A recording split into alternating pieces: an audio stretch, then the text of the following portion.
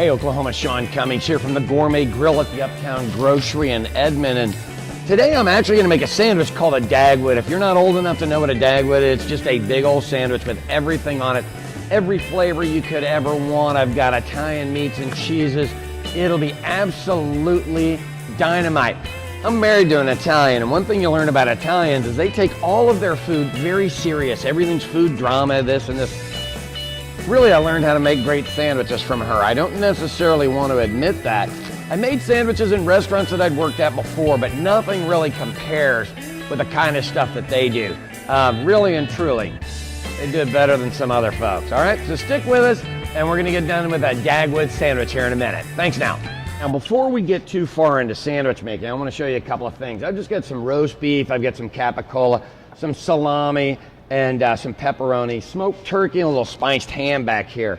That's not really what makes a sandwich great. I've got some red onions and tomatoes. What I want to do is marinate those right away. So I'm just getting some Italian dressing and I'm putting them over both of these. So when I put them on the sandwich, they're not so sharp. Red onions tend to give you a kind of weird bad breath. Swiss cheese, some provolone, and some lettuce right over here, and some soft French bread. You don't want it to be really hard. And then I'm going to use some of the Marzetti mixes, but I'm probably going to actually toss them in a little Italian dressing and throw them on top. Not a bad way to get started. First things first, let's get our bread cut. Don't cut it all the way through. Just enough. You want to unfold it basically. And we want our ingredients to kind of pour out of the front, all right? 2 of those. Now what I'd like you to do is think of a sandwich as a color coordination item, okay? We've got our beautiful tray here. First thing we're going to do, let's get a little Italian dressing down here on the bottom. And if we eat this sandwich quick enough, this Italian dressing's all going to soak in and it'll be totally fine. And then we're going to start in with our meats and our cheeses. Now the round stuff is the prettiest, so let's put that stuff on the top, okay? We're going to start in on the bottom and we'll go with our turkey, lay all this stuff out. You don't need to roll anything yet because we're going to throw everything and their brother on this. Now I used a little bit of Cajun turkey because I want it to have some flavor. And then we're going to go with a little bit of roast beef. Now if you want to start giving it a little volume, you can. You can roll these into pieces, that's what we do. Give it a little volume in the restaurant business. Or you can just lay the whole thing out. Like I said, this sandwich is not going to be short anything. I got everything in the kitchen sink in there. This is called capicola. It's a spiced, basically like a Canadian bacon. So we want that to start sticking out of the front. You see what I mean? So when I close the sandwich, I want you to be able to see a little bit of every single thing that's coming through. And then, of course, it wouldn't be Italian without a little bit of salami. Not bad there. And this is a little more of the spiced capicola. It's just a little different. In Kansas City, they call it gabagool, all right? Now, you would admit that that is more than enough meat. You just don't need any more meat than that. And then, so we want to go with our cheeses next. And I've got Swiss cheese, but you see how big that is? We don't want to do that. So what I want to do is take my Swiss cheese and I want to cut it in a way that looks more attractive. So let's make it into triangles. So I've got these triangles because I want the triangles to come off the front. Everything is for looks and flavor, not looks or flavor, but looks and flavor.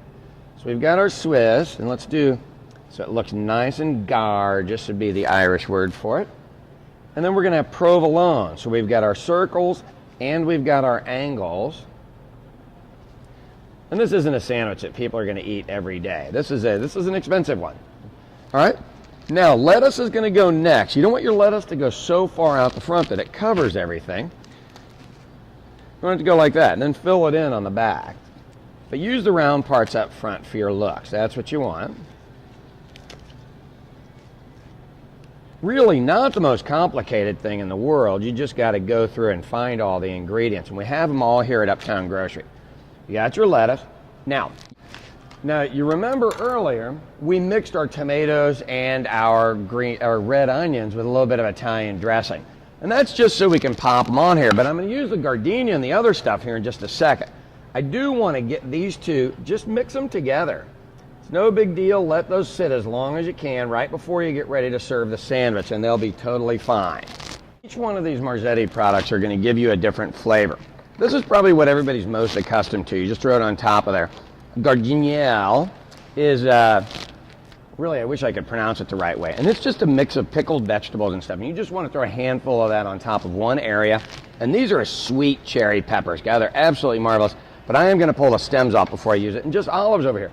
So I'm going to cut this into 4 areas and use each one in one of the 4. First one up, because it's the easiest, is the peppers.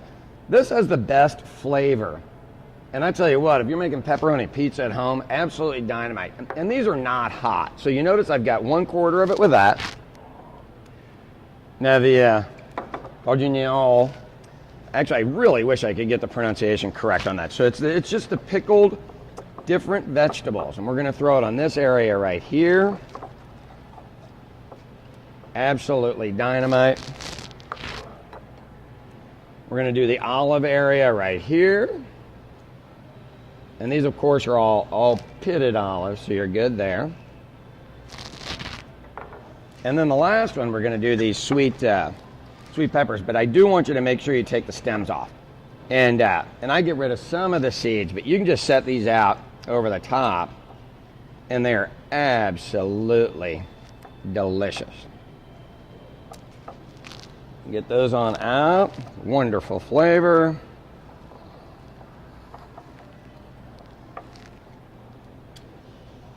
Right there. And now the coup de grace, we're going to throw our tomato and red onion mix over the top.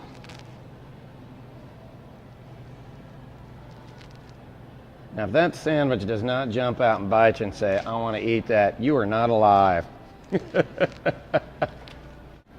That, my friend, now you can take this and you can serve it with mustard and mayonnaise and all that other stuff. You don't need to. Marzetti's and Wishbone Italian have solved all that for you. Dagwood Sandwich. For these and more recipes, uptowngroceryco.com. How many people do you think this thing's going to feed? I'm going to guess 8 or 9. Because you only need about a 2-inch slice. We'll see you now.